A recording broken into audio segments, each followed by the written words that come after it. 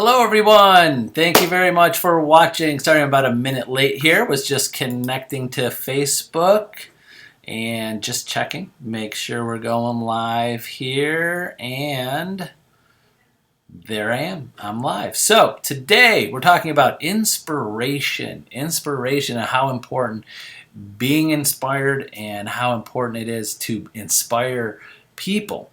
Now first, and sometimes we don't even think of inspiration because you were inspired somehow to get into real estate. What inspired you? What did you know someone that's an agent? Did you buy a house? I hear these stories. These are some of the stories. Hey, I bought a house with a great agent, loved the experience, thought that would be a great career, and went into real estate. Or saw a friend or relative or acquaintance is in real estate and pushed them to get into it. Or saw it on HGTV and I thought we're inspired by what they saw and wanted to get into real estate. So I want to start off by the actual definition of inspiration or being inspired.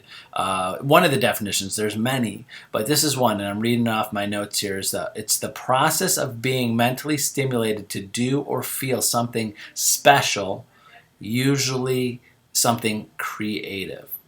So when I was thinking about this last night and getting this idea for a video together, I thought that it's a two-way street. Every day you have to be inspired to do what you do every day. You've got to be inspired, and you have to be inspired first before you could truly, sincerely inspire someone else. Or it's just fake, or it's not. You have to be inspired to want to help buyers and sellers and get that listing and get that buyer and negotiate a contract and help buyers from start to finish to the end of the sales. And same with the sellers.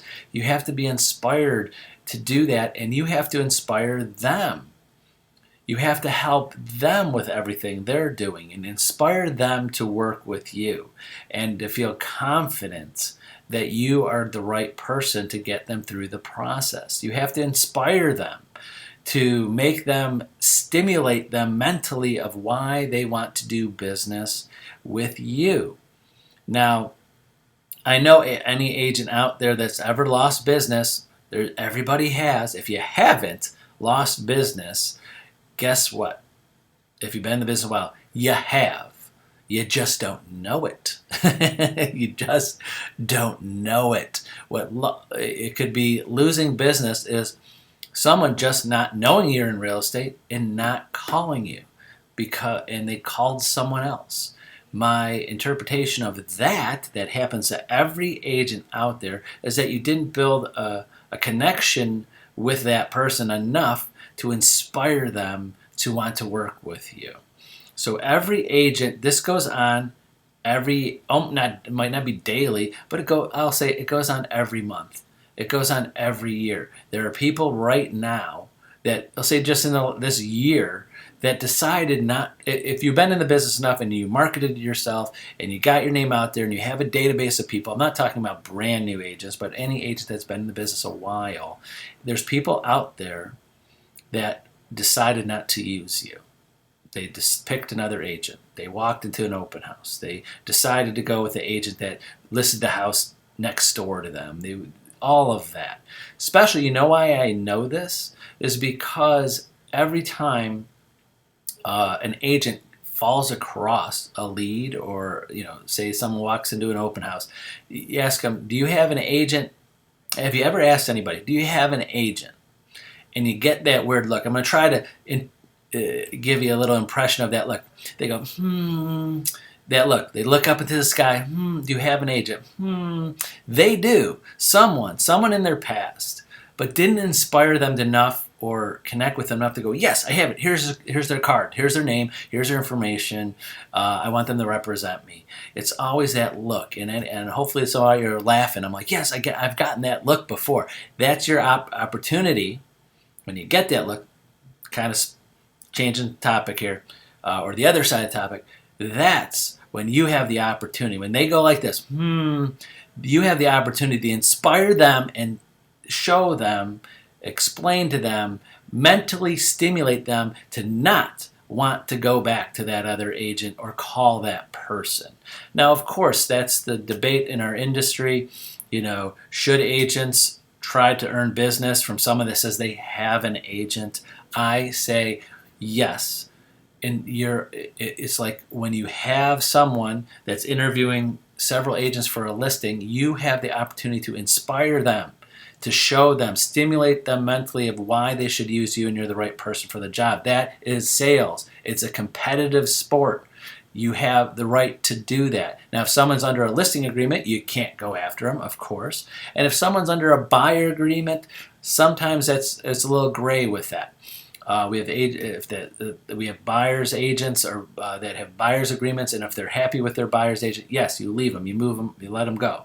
But if I've had agents, and happened to us, happens to them, have agents that went out there and say, hey, I got someone that wants to work with me, but they have a buyer agreement with someone else, and I've inspired them. They want me, but they want to be out of their buyer's contract. That's a whole other conversation. That's a legal issue. So contact me one-on-one if you ever have that situation on there. But back to the topic of inspiring people. You have to figure out each day what gets you inspired for the day. And I know it's just what you do, what your routines, what are you doing in the morning you got to be positive, you got to get in a good mood, you have to wake up every morning going, I need to inspire people to want to work with me and want to use me as their buyer's agent or seller, listing agent. You have to get in a routine. So think about this today. So I'm going to kind of leave you with this thought today is what do I do routine-wise every day to inspire myself, to make myself in a positive attitude, to know that I could inspire others. They could see through that positiveness. If it's fake positive or it's trying to fake inspiration, people could see through that. But if you're sincere and in a positive mindset, and in a positive in a mindset and in a emotional mood to inspire others, it just comes right off your. It's like an aura. It comes off you, and you've known people that have that. I mean, you might be watching other real estate coaches. You might be watching Tony Robbins or self-help people. What do these people do? Are they saying anything that is different than anybody else? If you go to Tony Robbins, any other self-help, I can't think of any off the top of my head now.